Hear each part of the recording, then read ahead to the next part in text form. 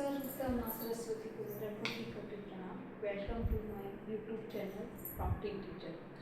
आज मैं पढ़ाने जा रही हूँ क्लास 8 प्रश्नावली जो है 2.2, जो कि टॉपिक है गुणनखंड, जिससे हम सेकंड तक जो क्वेश्चन थे वो पिछले वाले वीडियो में हम पढ़ चुके हैं। और अगर आप चाहते हैं उनका आंसर वगैरह तो आप प्ले लिस्ट में जाकर उससे देख सकते हैं। मैंने वहाँ पर जो विधि है बहुत ही अच्छे विस्तार से बताई है। आज हम पढ़ने जा रहे हैं तो निम्नलिखित व्यंजनों के गुणनखंड कीजिए, जिसका सेट्स वाला क्वेश्चन है वही विधि है, बिल्कुल आसान है।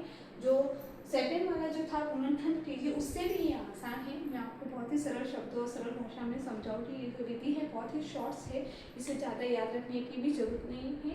गणित को रटने की चीज़ नहीं होती जो एक बार आपने देखा और रट गया, ऐसा नहीं होता। गणित को माइंड में फिट करना होता है। तो मैं आपको फिट कैसे करते हैं मैं वही बताऊंगी। अगर आप एक बार विधि देख लेना तो मैं आपकी जो एग्जाम होगी ना आप तब तक नहीं भूलेगा। आप उस शब्द आपको बस हल करना होगा। तो मेरे साथ जुड़े रहिए और चलो हम चलते हैं अपने क्वेश्चंस की तरफ, जिसे हम सॉल्व करते हैं। y, यहाँ पर जो संख्या है हमारे बाहर भी y है और अंदर भी y है। तो y plus Z plus 9 y plus Z. तो यहाँ हम देख सकते हैं ये और ये सेम है, ये और ये सेम है। तो हमें एक तो गुणनखंड हमें मिल ही गया है y प्लस जेड, और दूसरा हमें बनाना पड़ेगा ये और इस संख्या को जोड़कर। तो बस हो गया, हमारा जो है वो आंसर आ गया है। आप देख सकते हैं खाना एकदम आसान, कुछ नहीं करना था, यह कॉमन था, इसलिए हमारा एक गुणनखंड तो बन गया।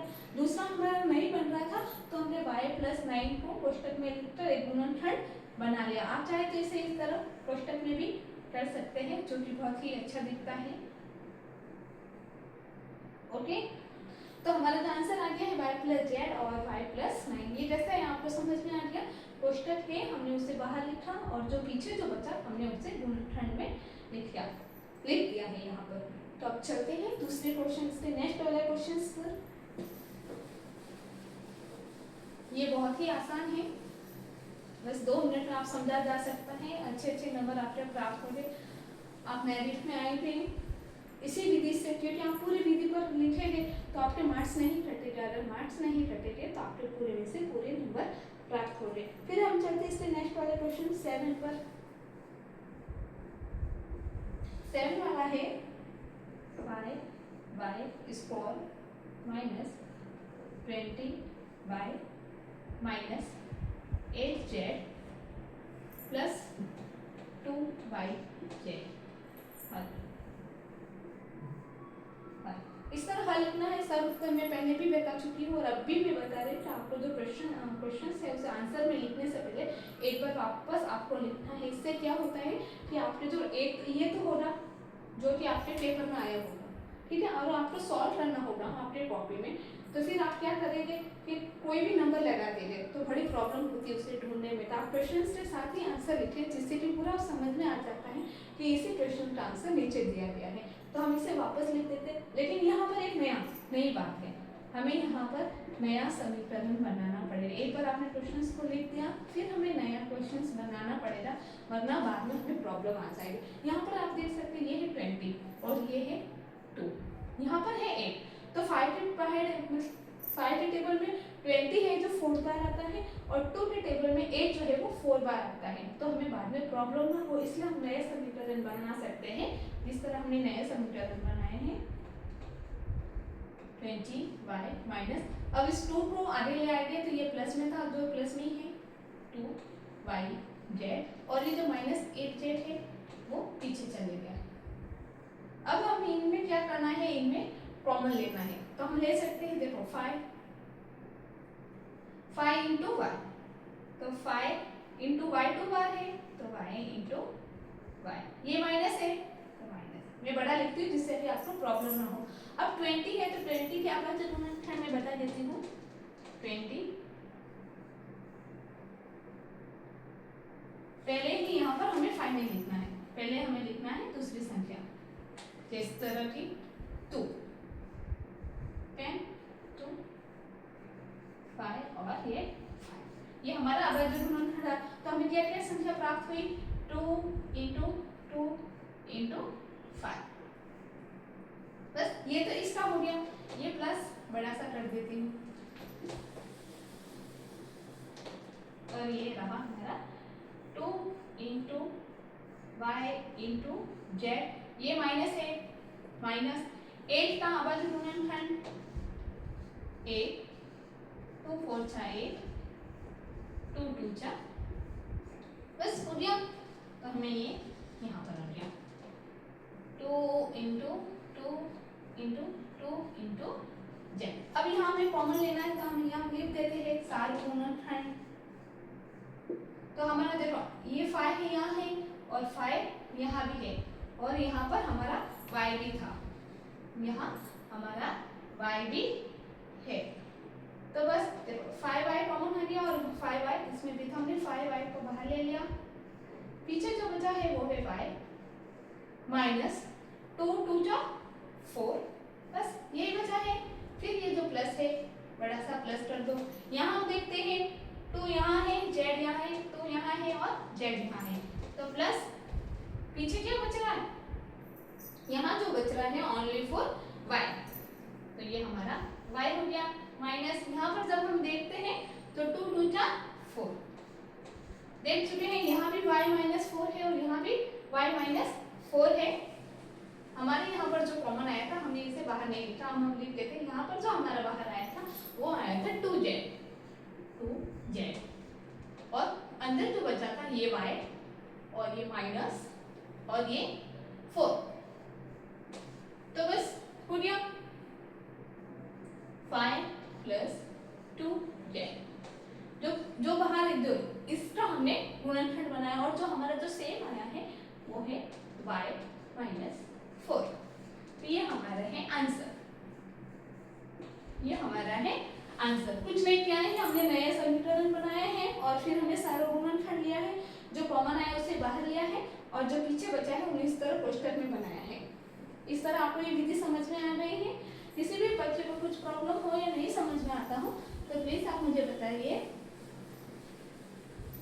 मेरे पास में बहुत सी अलग अलग तरह की विधि हुआ करती है और भी आसान आसान विधि है मेरे पास, मैं आपको और भी अच्छे विस्तार से समझा सकती हूँ। आप प्लीज मुझे कमेंट करके बताएं। हम चलते हैं नेक्स्ट वाले क्वेश्चन जो कि है 8 वाला क्वेश्चन, जहाँ पर लिखा है 10ab plus 4a plus 5b plus 2 ये और ये। आप चाहे तो इसे देखो, ये जो 2 है उसका आप 10 को पास में भी ला सकते हैं।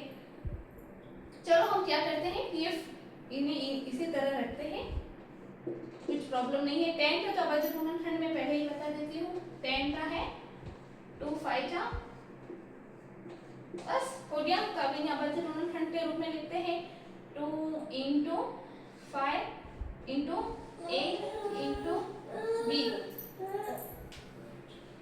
इस तरह हम लिख देते हैं, इस तरह हम इन्हें लिख देते हैं। फिर हमारे ये जो प्लस है वो प्लस 2 इंटू 2 इंटू 2 और इंटू 8, बस हो गया। ये हमारा जो है यहाँ पर सॉल्व हो गया है। 2 इंटू 2 कैसे आया मतलब 4 और ये जो 2 इंटू 5 है जो अभाज्य गुणनखंड के द्वारा प्राप्त हुआ। यहाँ पर हम देख सकते हैं 5 का अभाज्य गुणनखंड 5 इंटू 1 ही होता है, तो 5 इंटू b, हर संख्या में एक 1 छिपा हुआ रहता है, प्लस और 2, बस हो गया। अब यहाँ पर हम देख सकते हैं यहाँ पर हमें जो कॉमन मिला है वो देखो 2 इसमें है और 2 इसमें है और a इसमें है और a इसमें है, तो हमारा जो है कॉमन है 2a, पीछे जो बचा है 5a, पीछे जो बचा है 5b प्लस ये भी कॉमन था जो बाहर आ गया है, पीछे जो बचा है 2। ओके, यहाँ तक हमें आपको समझ में आ गया।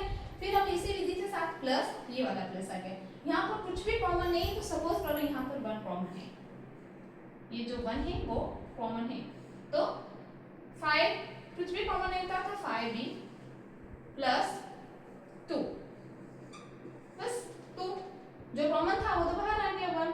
अब देखो 5b प्लस 2 और 5b प्लस 2 दोनों में सेम आ रहा है, तो हम इसे क्या करेंगे, इस तरह लिख देंगे 5b प्लस 2 और नेक्स्ट 2a प्लस 1। बस हो गया, हमारा आंसर आ चुका है। ये हमारा जो आंसर है वो कुछ इस तरह, कुछ नहीं किया हमने, कॉमन लिया है, कॉमन वाली संख्या ठीक, इसलिए जो पीछे हमने जो क्वेश्चंस किया ठीक इसी विधि से हमने यहाँ पर भी किया है, तो आप देख चुके हैं।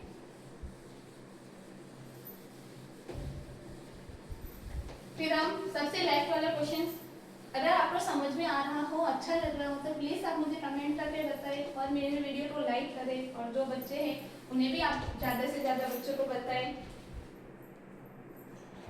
अगर आपको मेरा पढ़ाने का तरीका भी अच्छा लगता हो तो प्लीज आप मुझे कमेंट करें। -4y प्लस 6 -9x, बस ठीक है, ये कुछ इसी तरह है, तो हम इसे हल लिख देते हैं। अब हमें क्या करना है, ये और ये, लेकिन सबसे पहले इस क्वेश्चन को आप ध्यान से देखिए। ये यहाँ पर क्या है 4 है, ये अब यहाँ पर क्या है 4 है, जो टू के टेबल में 2 बार आता है, लेकिन क्या 9 जो है वो टू के टेबल में तो आएगा ही नहीं। सपोज करो ये दोनों 3 के टेबल में आ सकते हैं, तो क्या 3 के टेबल में 9 2 बार आएगा नहीं, तो हमें क्या करना पड़ेगा, इस 9 को आगे लाना पड़ेगा, जिससे कि प्रॉब्लम ना हो। कोष्टक बनाने के समय जो गुणनखंड कॉमन हमें जो मिलता है तो हमें नहीं मिल पाएगा, ऐसे में प्रॉब्लम होगी, इसलिए हम पहले इसे कुछ इस तरह लिख देते हैं, नया समीकरण बनाते हैं, नया समीकरण। देखो यहाँ पर जो था ये तो वही रहेगा 6y - 4y प्लस, ये जो है ये जो था वो माइनस में है, तो -9x प्लस 6। अब बहुत ही आसान है, इनके हमें कॉमन, यहाँ पर हमें कॉमन लेना है, फिर अभाज्य गुणनखंड, तो 6 का 2, ओके, तो हमारे क्या संख्या प्राप्त हुई है 2 × 3 × x × y, बस ये माइनस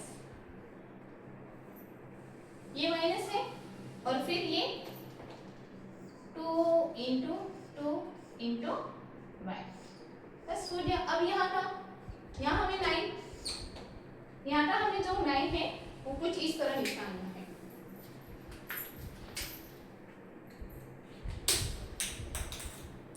ये 9x, तो हमें 9 की जगह पर हमें क्या लिखना है, इसका जब हम अभाज्य गुणनखंड करते हैं तो 9 3 3 जा 9, तो कोष्टक माइनस तो बाहर ही रहेगा, 3 × 3 × x, और 6 का हमारा जो अभाज्य गुणनखंड क्या होता है, क्या संख्या प्राप्त हुई थी 2 × 3, तो प्लस 2 × 3।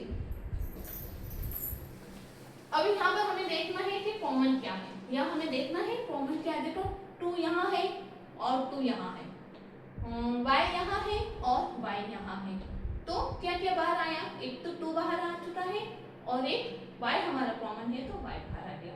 अब यहाँ पर देखते हैं 3 और x, 3x, ये माइनस और पीछे जो बचा है वो ओनली फॉर 2, ये माइनस था हम ये माइनस करते हैं।